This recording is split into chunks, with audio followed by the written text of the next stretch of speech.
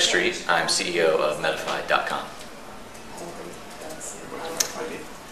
We help make the latest medical research truly interactive for the layperson at scale.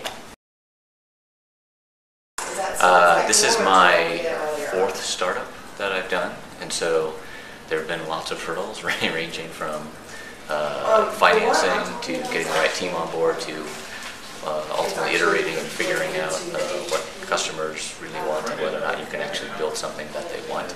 So every startup has been a challenge, and it's always involved all of those things.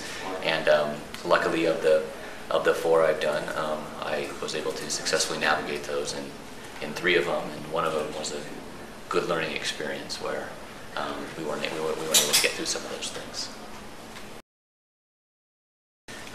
The biggest thing that has tripped me up for this startup and others has been figuring out how to deal with a diverse set of interests, needs that you're serving. I've always been attracted to businesses that have sort of a heterogeneous population of users, which is great in that it can provide you lots of scale, but it can be very difficult to figure out how you can actually do right by the people that you're trying to serve.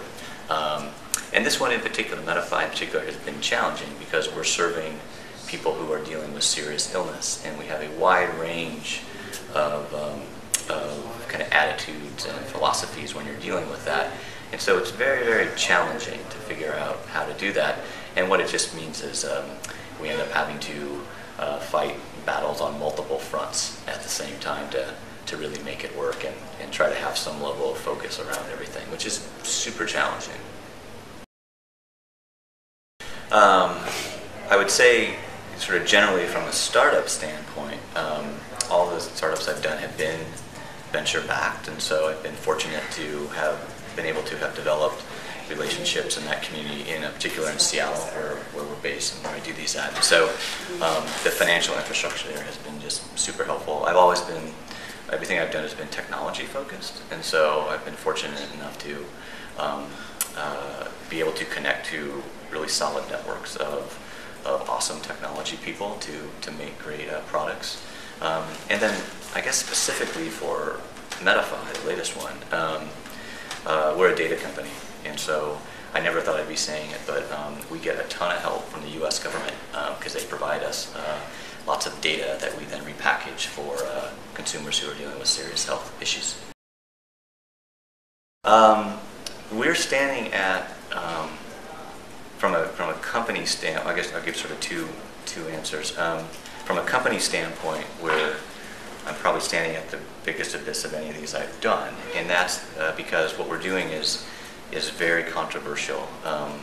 We really are building a business that fundamentally believes that, or starts with the premise that patients have a right to be and deserve to be respected in their ability to comprehend complicated medical information and to be partners with their providers in doing that. And older doctors, sometimes don't dig it because it's very disruptive to the status quo. And but that just motivates us to try harder. And probably the biggest abyss just in my life I'm dealing with, and this ties to my current endeavor, is I have a daughter who has a very serious illness, and that was the inspiration for Medify. And things are going well right now with it, but it's always a challenge, and it's good to be working on something that I know that every day, every minute I put into it, I'm able to be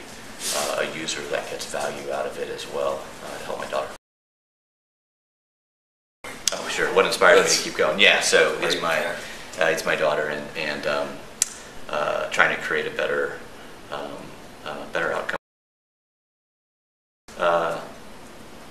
It's my daughter. Yeah. So she, my daughter is the biggest inspiration right now to everything that I'm doing.